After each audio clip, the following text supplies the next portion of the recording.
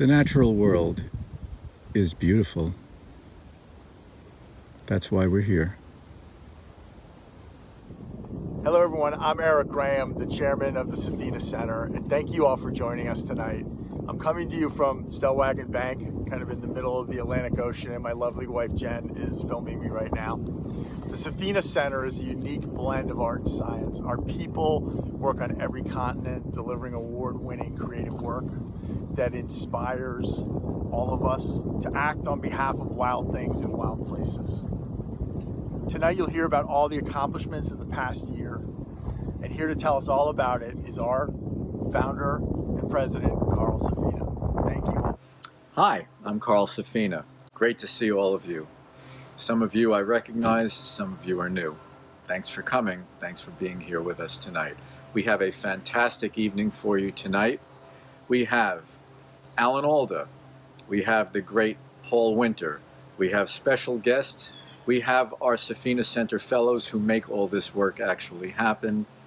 And we have some surprises. So stick with us, it's going to be great. Our mission at the Safina Center is nothing less than to advance the case for life on Earth. And we do that by fusing scientific understanding, emotional connection, and a moral call to action.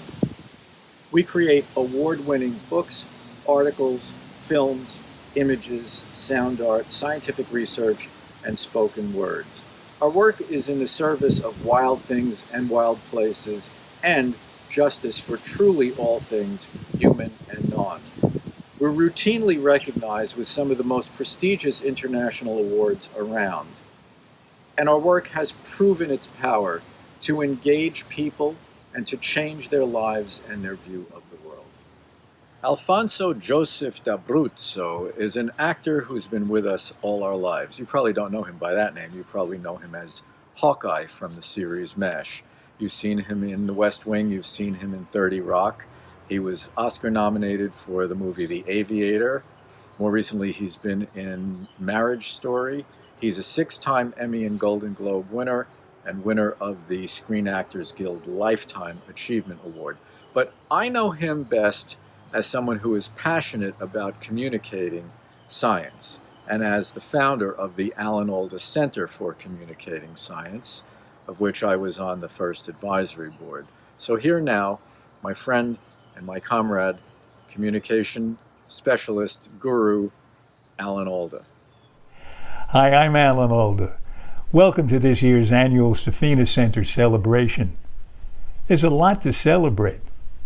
It's been a difficult year in so many ways for so many people. We've all had to face the challenge of trying to figure out how to deal with things we've never dealt with before.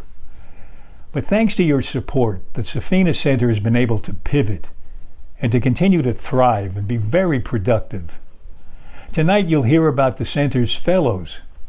They're working from the Yukon to the tropics and sometimes far out at sea. You'll hear about art, about science, about new books published, and about Carl's new work. And you'll hear an amazing new piece by our extraordinary musical friend who never stops pushing boundaries, the great Paul Winter. And you'll hear more from me too throughout the program. I'll see you later. Thank you, Alan. That was really fantastic. Deeply grateful. Thanks so much for being here with us tonight and honoring us with your presence. Hello, I'm Jane Alexander. I'm honored to be involved with the Safina Center as one of its creative affiliates, artists and scientists coming together to protect the planet and all living things on it. Carl Safina is just simply one of our finest nature writers and artists and human beings and scientists, and he's always leading the way with hope. Hi, I'm Andy Revkin. I value the Safina Center because Carl and his team uniquely blend science, story, and heart in pursuit of a better relationship between people and this wonderful planet. Hi, I'm Lori Marino. The Safina Center is a unique combination of cutting-edge science along with warm-hearted advocacy for nature. I am honored to be part of it. The Carl Safina Center for me is my way to remain connected with the scientific community and to follow the latest discourse, the latest quest, discoveries, the moral dilemmas about conservation. See, I am an actress. My name is Isabella Rossellini, so I work in the entertainment, I work in film, I work in theater. I am somewhat disconnected with the scientific world. So for me, the Safina Center is my bridge into that world, to remain connected. I'm Rose Safina, and I'm happy that you're all here tonight. Did it come out good? Only one musician can make all of the following claims. First musician to play jazz at the White House. First musician to bring bossa nova back from Brazil, Brazilian music, to North America. First musician to record with the sounds of wild creatures. First musician to create what we now think of as world music. He basically invented it. Not to mention, the only musician I know who's had the same gig for 40 years, the solstice concerts at the Cathedral of St. John the Divine in New York City.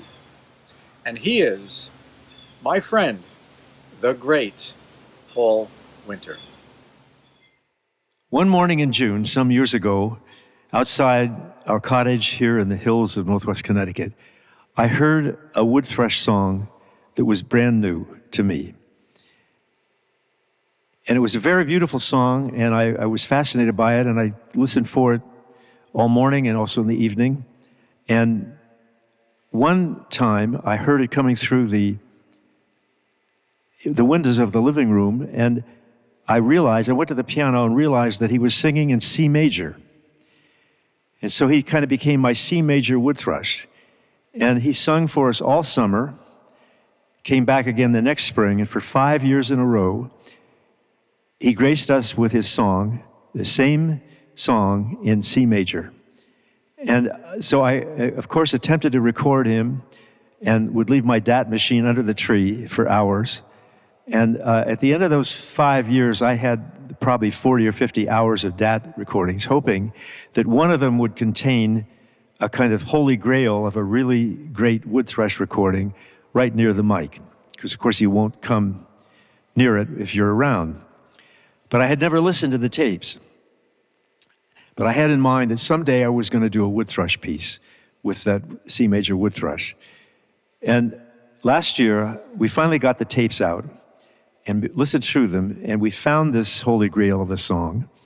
And as I played his lines on my sax, I realized that the 4 phrases he sings, each of which has 3 notes, outlined 4 chords that happen to be the same first 4 chords of the piano prelude to the Bach Well-Tempered Clavier, which is, of course, in C major. And as if that were not enough, they also happen to be the first 4 bars of the equally famous cello suite, the prelude. And so I thought, this definitely calls for some piece to collaborate here with old JS. So from these threads, we wove together this piece, which I call the Well-Tempered Wood Thrush.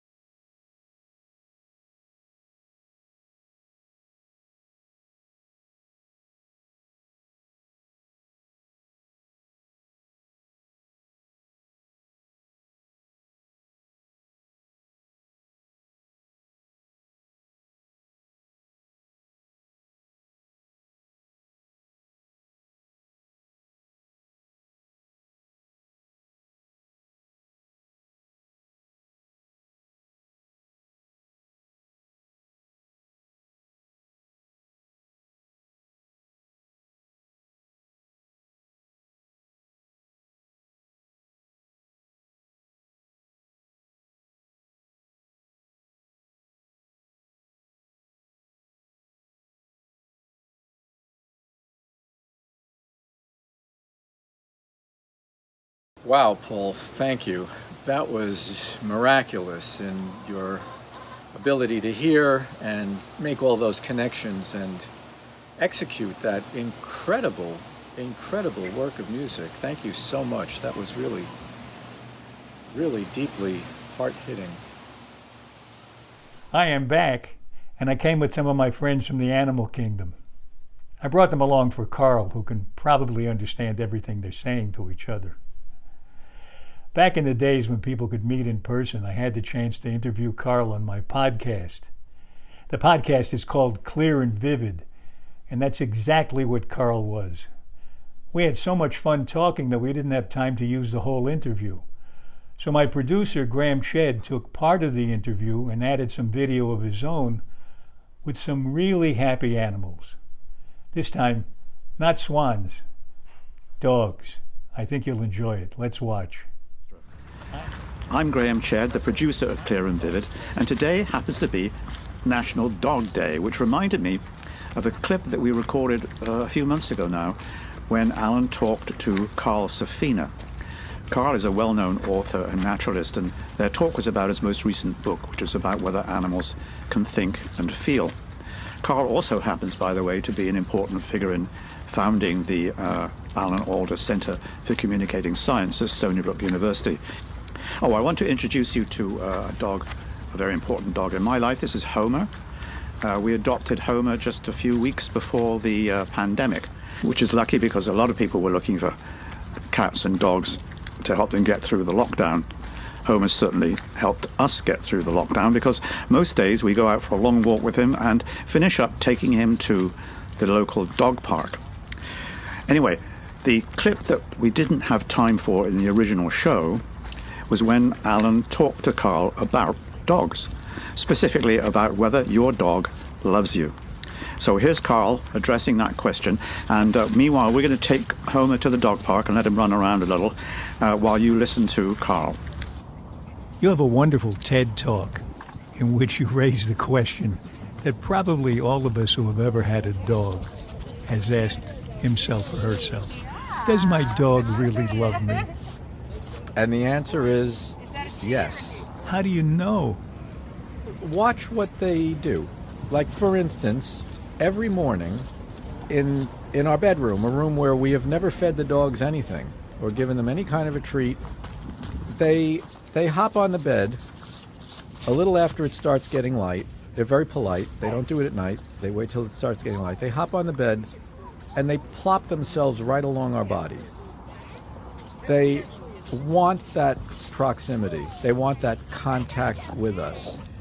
And while we're asleep and haven't moved yet, they're happy to just do that. They just want that bodily contact. Then we have breakfast. Often we go out on the deck to eat breakfast if it's the warm months. The dogs come out, they lie around near us. They like being near us. They like to follow us around. They're happy in our presence. And that is love. I mean, what else is love? Love is wanting to be with somebody. And they clearly want to be with us. How do we know it's not a version of the Stockholm Syndrome? Well, because they're not being coerced at all, and there's nothing that we're doing to threaten them. You know, it's dogs in many ways are the people we aspire to being, and they have in our privileged lives anyway. Many of our dogs have lives that are really quite nice. You know, they're comfortable and secure and full of love and affection and appreciation. And they respond exactly that way, but they give it, if anything, they give it better than they get it.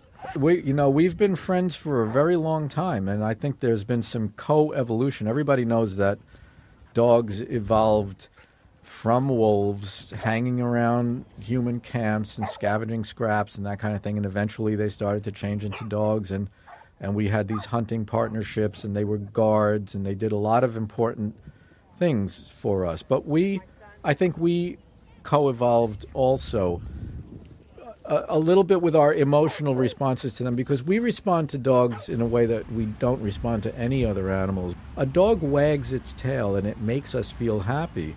A cow wags its tail, it doesn't make us feel particularly anything. And there's no other. I've watched a lot of animals doing a lot of behavior, moving around a lot. That's kind of what I've done for a living for a long time.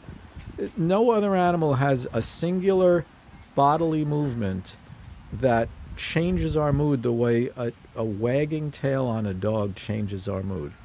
Sometimes our dogs may be lying on the floor, one of them totally facing away, looking like they're not paying any attention to anything. And say another one comes over to me, and I say, "Oh, aren't you such a good girl?" And then the one who's facing away, who I thought was asleep, his tail will start wagging, because knowing that we're all good and that we're all loving each other and in a good mood makes everybody happy. And I noticed a while ago that I think there's no single thing in my life that makes me smile as frequently as stuff my dogs do. They're just they are great companions.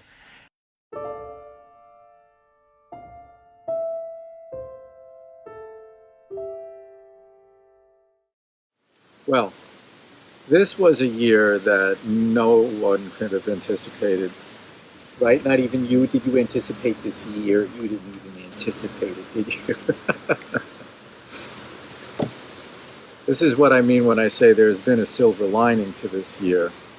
Some of us got to spend more time at home with those we love, human and non-human, right? COVID-19 disrupted our book tours, our public speaking, our research, and our university teaching. It was time to get creative, and that's what we do best. Our writings have explored the COVID pandemic's origins in our abusive relationship with nature and other animals. We've published several books. Many canceled talks became online events. We've been interviewed for dozens of podcasts. We've been very busy. All of the not-for-profit groups have great and important missions. Some focus on policy, some on law, some on information. We focus on fusing all of that and making you feel it, because information alone is not doing the tricks. We don't want to just inform you. There's a lot of information out there. Information is not changing the world. What's changing the world is emotion. People don't just need news about what's happening. They need to understand and feel what's at stake. And that's what our people do best. Safina Center fellows are at work all over the world, from New York City to the high Canadian Yukon, to the deep waters off Hawaii, to the high seas of South Asia, to Madagascar, to Africa, Europe, South America, and beyond. Every living thing, human and non, deserves the opportunity to live in a decent place with clean air, clean water, the opportunity to become who they were born to be and to live in dignity. That's what our work is about as we advance the case for life on Earth and justice for truly all beings. Finally, this year, we received 2 distress calls from indigenous communities in Mexico and Amazon, Peru, that had helped me do research in 2 of my books. COVID was hitting them really hard. We helped and we put the call out there, and many of you helped as well. And in that is the restoration of faith.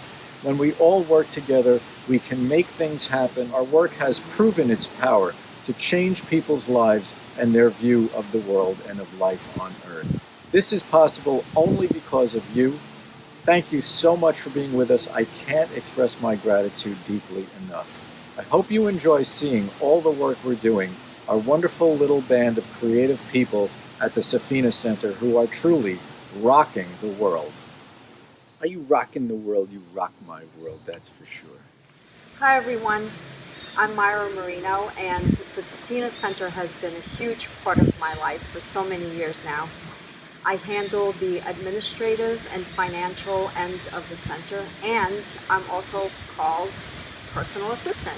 And Manuni here is my personal assistant. One thing that I've learned after almost 20 years of working with so many talented and inspiring people is that in challenging times like these, we always rise to the top because we have a few things in common. We love our natural world, we love and respect one another, and because of that, we are never alone. One of my favorite quotes from Carl is this one. Facts alone can't save the world. Hearts can. hearts must. We're working to make sure that hearts do. Thank you all for joining us tonight, for supporting our very important work, and for helping us to change hearts.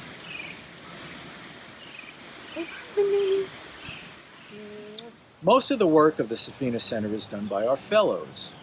Our fellows are chosen not just for their dedication to the facts, but for their ability to take the facts and make creative work such as books, films, paintings, sound art, music. We have 2 fellowship programs, one for mid-career people just arcing into the height of their powers, and the other for young professionals who are just entering their careers. And here now, they will tell you about their work. Hello everyone, my name is Kike. I'm a photographer, an author, and always a dad. I had a vision of writing children's books that will actually inspire younger generations to aspire. I wanted these books to reach faraway and remote communities, so those that could actually not afford the books will receive them for free.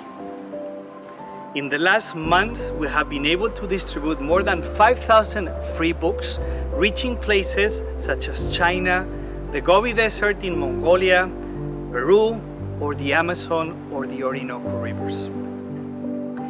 It's been an honor being part of a community of such talented people. But what really meant all the difference in the world to me, both personally and professionally, was being able to work under the mentorship of somebody that I truly admire. Carl Safina not only inspired through his words action across the world, I have to say and thank that he was available 24/7 to respond any queries, questions, or suggestions in connection to my project. For this, for the fellowship, and for this opportunity, I will always be thankful. And I don't want to forget that every single person, probably some of you are actually looking at us, your donations and your support have been extremely valuable. You truly made a difference. You made our projects happen, or at least jumpstart to move forward, and for that, we and us are extremely happy. I hope you and I will never stop dreaming. Hello from the Yukon, Canada. I'm Dr. Kate Novak, a third-year Safina Center Fellow and a conservation scientist with the Canadian Parks and Wilderness Society. And behind me is the Yukon River on the traditional territories of the Kwanlin Dun First Nation and Ton Quechin Council. And this land provides essential services, which a Yukon First Nation elder and I wrote about for our local newspaper earlier this year. In my day-to-day, I have thought a lot about conservation across borders. Who is upstream and who is downstream? The Yukon River flows 2,000 miles, more than 6 times the Hudson, starting in northern BC, flowing through the Yukon, through Alaska to the Bering Sea. As part of my work this year, I have contributed to making recommendations for better mining in the territory, considering our neighbors as part of that. And that's because contamination can flow across boundaries, affecting the health of waterways, people, plants, and animals such as salmon, which swim upstream. The health of the environment, of people, and of wildlife is interconnected as one health. And rivers remind us of that, as do networks such as the Safina Center Fellows. So thank you for your support to help safeguard nature for nature's sake and nature as an essential service. Good timing!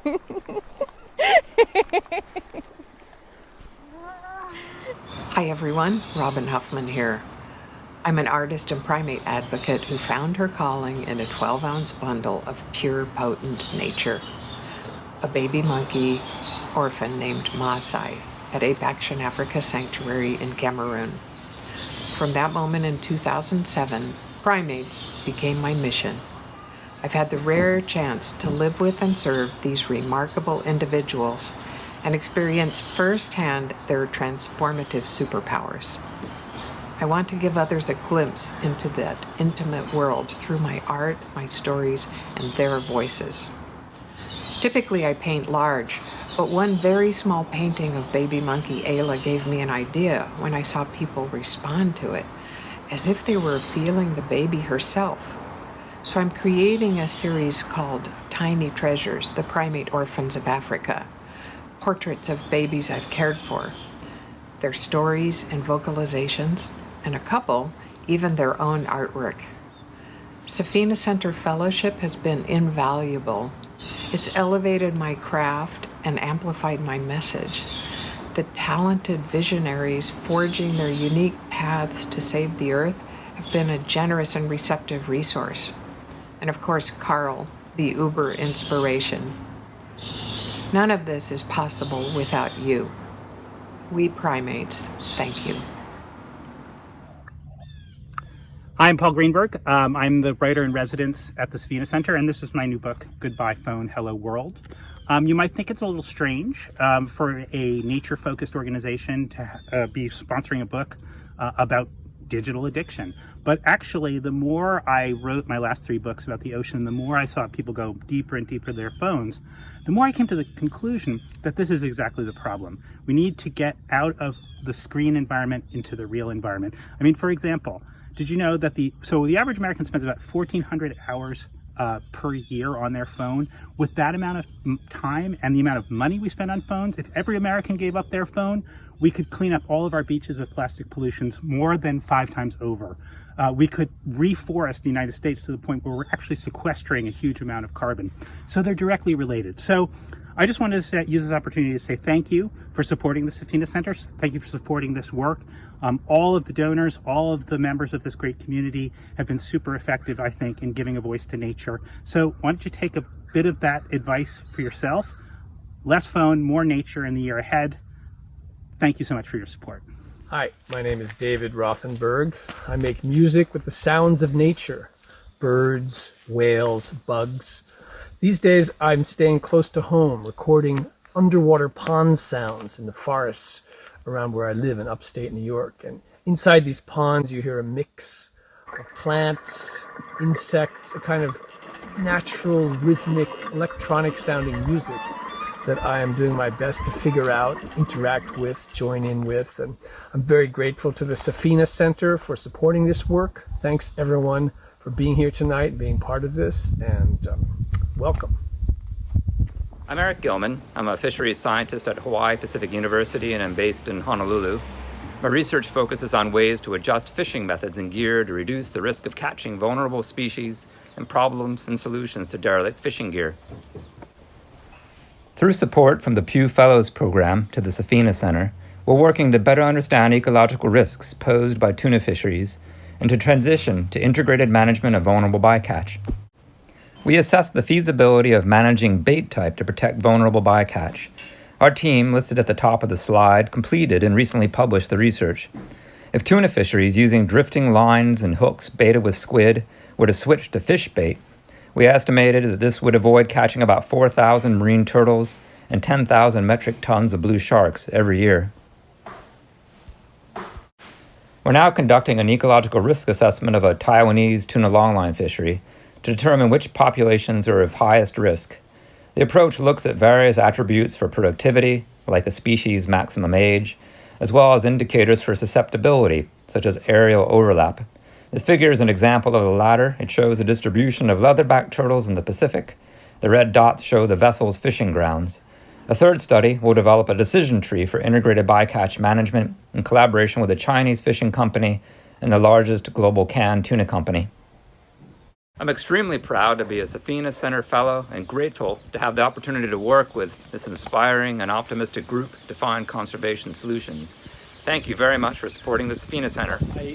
This is Ian Urbina, and I just want to say a couple of things about my participation in the Safina Center. I'm a journalist, and I currently run the Outlaw Ocean Project, which is a nonprofit journalism outfit. It's a small group of us, about 5, and we produce stories about lawlessness at sea, more specifically human rights, labor, and environmental abuses that occur around the world offshore, and sort of the connection between them.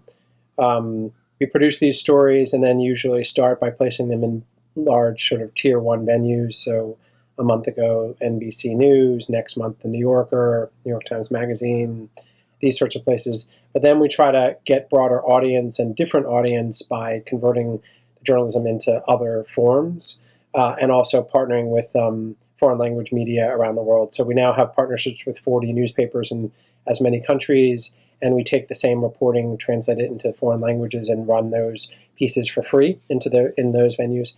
And then secondly, we also convert the journalism into other mediums. So we have a music project that we work with musicians to convert the journalism into music, hip hop, electronic, classical. We have a podcast being built by Nat Geo about the reporting and the music. We work with animators to do animated sort of artistic renderings. And this is all basically to try to get at more people and in a different way to get them to care and feel the concerns that exist out there. It's a real honor to be a member of the Safina Center family.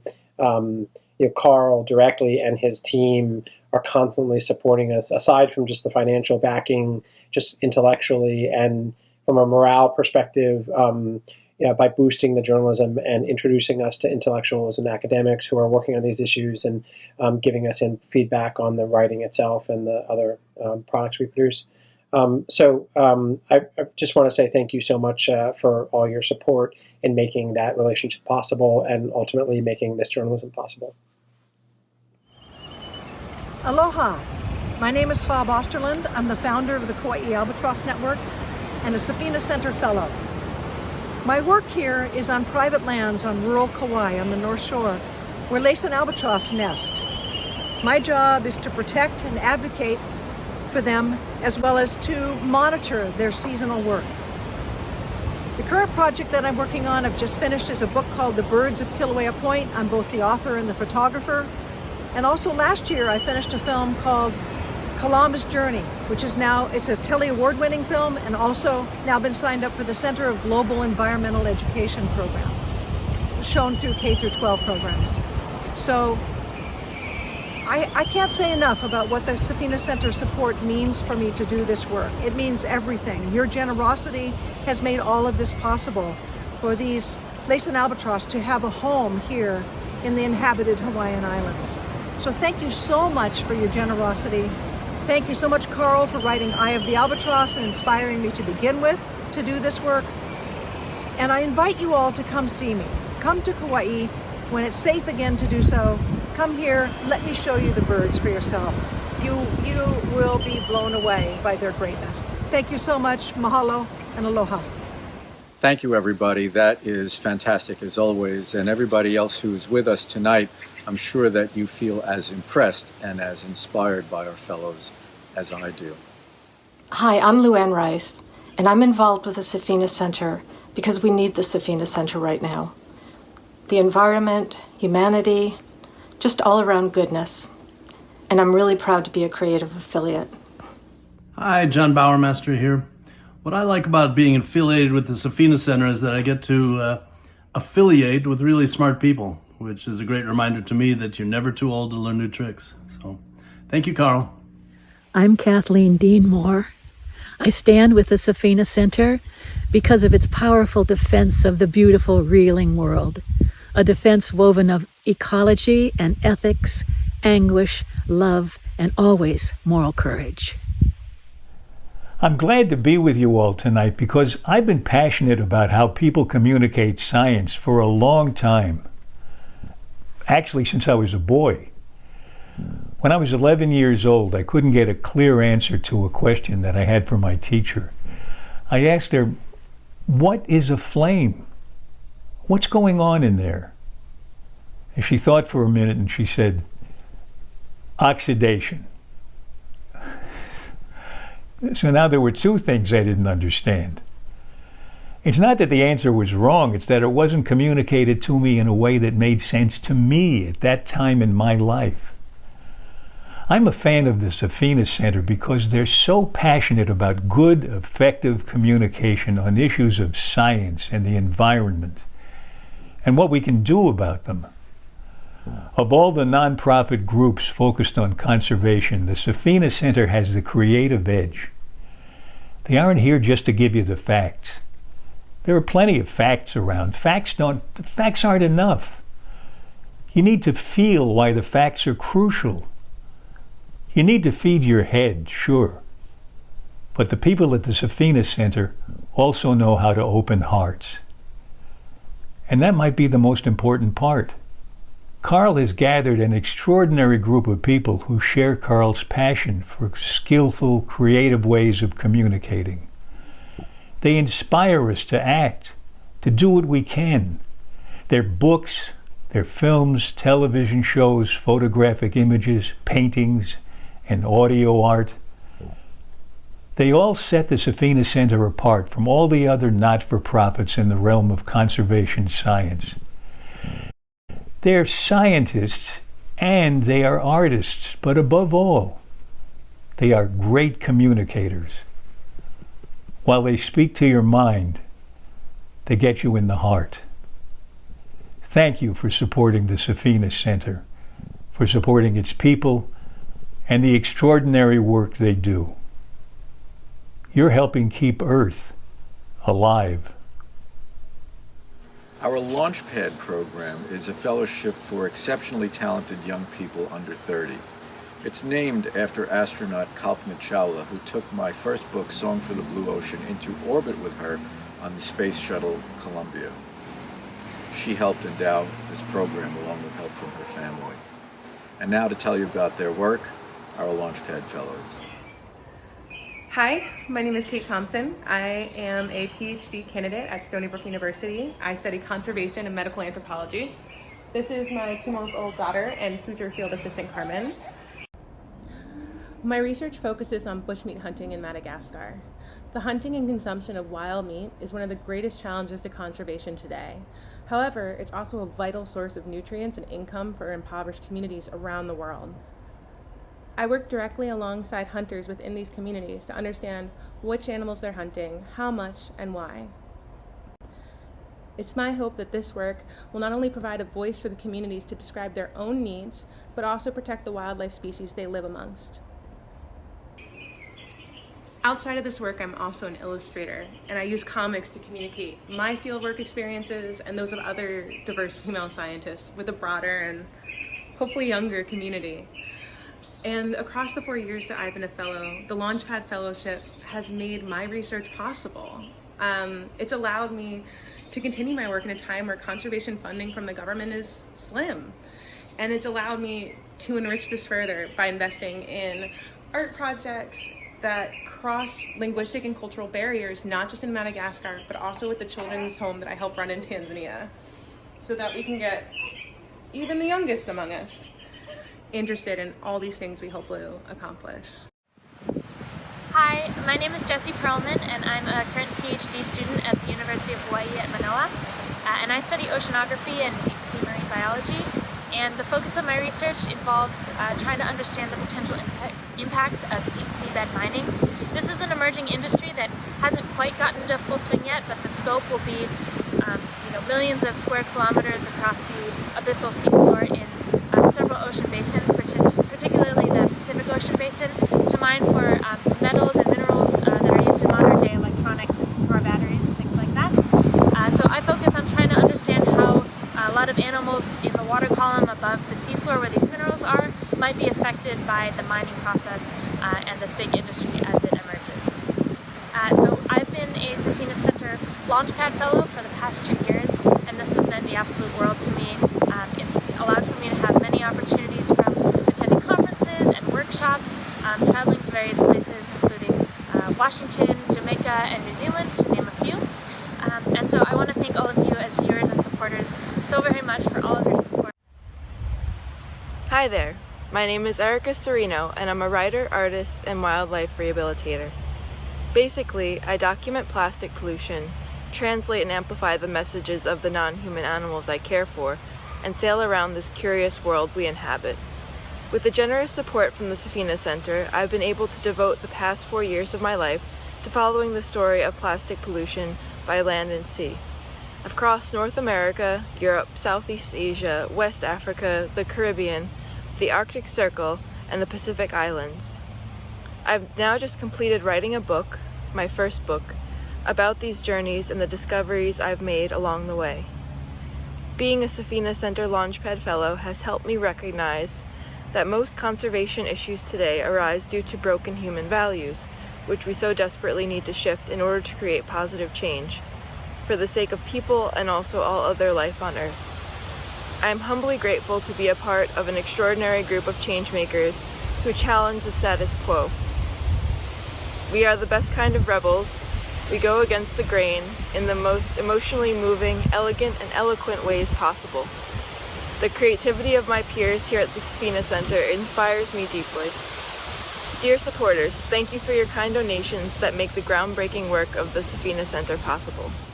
My name is Ben Mirren, and as a former Safina Center Fellow, I traveled the world recording animal sounds and sampling their voices to create music that inspires conservation. I've produced film and television series, computer games, and went on tour as a live DJ to connect young audiences with nature through the joyous vehicle of music. Now, thanks to the continued support of the Safina Center, I am a Launchpad Fellow, pursuing my PhD at Cornell University. I'm based in the Lab of Ornithology, where I study bird singing contests, a global phenomenon in which wild birds are trapped and forced to sing in cages for money. This form of poaching is having dire consequences on wild bird populations around the world, including in the United States. By working in Indonesia as a PhD student, which is the global capital of bird singing contests, I hope to understand this tradition more deeply so we can plant the seeds for its transformation and find a sustainable way to celebrate the beauty of birdsong and the joy it brings into our lives. Untuk semua yang datang ke acara ini, terima kasih banyak. Hi, my name is Molly Adams. I use she, her, and they, them pronouns, and I'm the president and founder of the Feminist Bird Club and the Advocacy and Outreach Manager for New York City Audubon. The Feminist Bird Club is an inclusive bird-watching club for Black, Indigenous people of color, members of the LGBTQ community, and women. We have 10 chapters in North America and in the Netherlands. We fundraise for social justice with our chapter in Toronto raising over $20,000 in just 1 week for a social justice birdathon. Due to the pandemic, we've transitioned from monthly in-person walks and events to different types of engagement online. We officially became a nonprofit in March, and our board is currently working on helping several new chapters get ready to launch while setting protocols for new in-person events to resume. To me, being a Launchpad Fellow gives me hope for the future of prioritizing social justice and promoting diversity within conservation organizations, and I'm so grateful to be a part of it. Thank you all so much for your support. Thanks everyone, that was terrific, as always, and I hope everybody watching is as inspired by our young fellows, our Launchpad Fellows, as I am. I find their work to be absolutely terrific and inspiring. 2020 was a very difficult year, the worst in decades for race relations in the United States. My recent book, Becoming Wild, examines culture and mostly non-human animals. And one thing that culture does is it causes individuals to clump together into groups that have a group identity based on culture, but then those groups tend to want to avoid one another. Humans have to do better because our cultures are mixing and mingling every single day. And it's not really that hard for us to get along, but we're finding it very, very difficult. Here to talk about that is our Launchpad Fellow, Molly Adams, with a panel of young experts. Here we go, Molly. Take it away. All right. Hi, everybody. I'm Molly Adams. I use she, her, and they, them pronouns, and I'm the founder and president of the Feminist Bird Club. I'm happy to be here today with my two good friends and colleagues, Jeff Ward and Martha Harbison, to have a short conversation about discrimination in the conservation and outdoor community and ways to make it more welcoming to BIPOC, which means Black, Indigenous, people of color, and queer communities. Jeffrey Ward uses he, him pronouns and is one of the FBC's most prolific walk leaders and a co-organizer of Black AF in STEM and Black Birders Week. Martha Harbison uses they, them pronouns and is the VP of the Feminist Bird Club and is Senior Network Content Editor at National Audubon Society. So we'll start with question number 1. We have 2 questions. Can you please share a time that you felt unsafe or unwelcome while bird watching or working with a conservation organization? We'll start with Jeff. Okay, well, all of my unsafe or unwelcoming moments happened during birding. I was once followed by a cop in Crotona Park in the Bronx that went along and asked me what I was doing, even though I clearly had binoculars looking into a tree. I had a cop just last week. I had the cops called on me just last week out here in Texas for wearing an out-of-state baseball jersey because apparently it's going to make some people upset. I've been called the N-word in New Jersey outside of a window. Had people yell racist things out of a car in Georgia, but it's the less in your face moments, like unintentionally scaring people while on trails. A young white woman jogging towards me, and it's only me and her on the trail, and she turns around and runs the opposite way. It's things like it's the not so much in your face moments like that. Things that most white men and women don't have to think about. It makes me feel like I have to display my binoculars to make it 100% clear that I'm out birding, because one, I want everyone to know that I'm there for the birds and not for people at all. And two, I feel the need to display it more because I don't want it to be taken as a possible weapon if there's cops around. And I know that may sound dramatic, but crazier things have been taken as weapons. Thank you for sharing. Martha? Yeah, I've actually had unsafe interactions both while working for a conservation organization and in birding, having to do both with my gender identity and my sexual orientation. You know, the ones with the conservation organization are pretty typical. Like, I don't tell people, I don't insist on my pronouns when I'm out in the field because I'm not sure if people are going to be accepting of that. And when you're in a remote area out banding or doing surveys, you're at the mercy of that person. And if you don't know them very well, so it's like, I am very aware of people's body language and how I present myself and how I talk about my partner and myself. It's also happened when I've gone to other countries, because again, you just don't know what the local feelings are around LGBTQIA people. When it comes to birding, one very specific incident or situation that I don't think a lot of people really appreciate is that there's a lot of push right now, and we actually even people ask us about this at Feminist Bird Club, like, is this for women? And it's totally great that people are trying to make safer spaces for women, because women have been traditionally excluded from conservation and the outdoors. But the thing is that women are not necessarily accepting of trans people and non-binary people like I am. And so there are a lot of times when people are just like, yes, it's for women and this, that, whatever. I basically think am I about to get attacked for being, and maybe not physically attacked, but verbally attacked for being trans? And it really makes me pause when people are when they think that they're being inclusive, and it is in fact driving me, and especially non-binary people who were assigned male at birth, that it drives people like us totally away, because it feels completely unsafe. Thank you for sharing that too. What should conservation organizations do better to support Black, Indigenous people of color, BIPOC, and queer communities? Simply treat everyone the same. It's not that hard. If you want to reach different people in different communities, hire people from those communities to do the work in those communities. Openly show your support, amplify voices. You can easily just amplify a voice on social media by simply retweeting or reposting something from someone from the communities mentioned in the question. There's a couple of things I think that conservation and outdoor organizations can do. The first thing, of course, is to listen, because these communities are making it very clear what they need, what we need, in order to feel included, and being, given an equitable space around, conservation and birding. But that there are other approaches, and other communities may have just as valid approaches that look very different to yours, but they can work together. So we're not working at cross purposes. It's like a feminist bird club is not necessarily like in competition with a lot of other like more traditional birding clubs or Audubon societies. We are working in parallel, and we work together, and we're stronger together. So I think that really like listening to what we're saying, and where you can say like, we will not dictate to you how you can be excellent.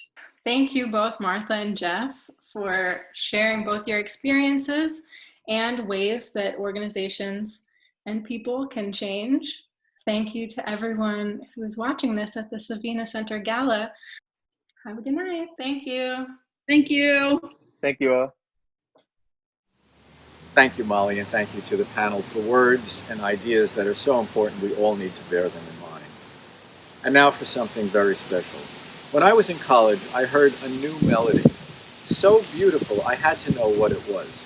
It was a song called Icarus, named after the mythical character who on wings of feathers and wax flew too close to the sun, the wax melted, and he tumbled into the sea.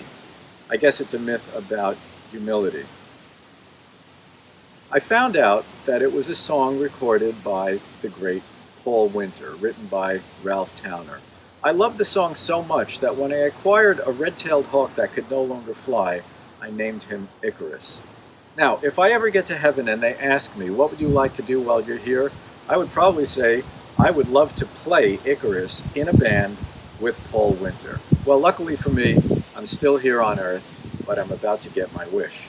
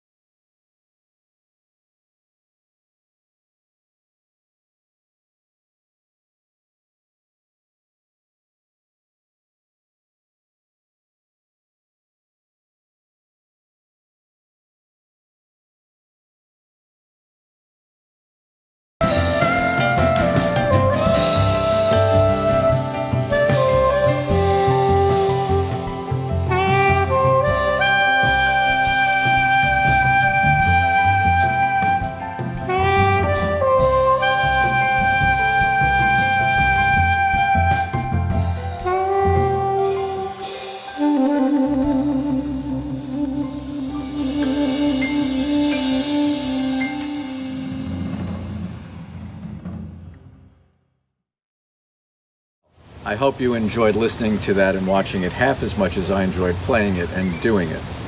And now, just for fun, we're going to close out the evening with 2 more tunes with Peter Slavov on bass, Grammy-nominated Peter Slavov, and keyboardist Enrique Eisenman. We're going to play a Horace Silver classic called Song for My Father, and we're going to dedicate that tonight to Isaac Bloch. And we're also going to do a Herbie Hancock classic called Cantaloupe Island, pretty much in that same groove. So hope you enjoy, and then we're going to say good night.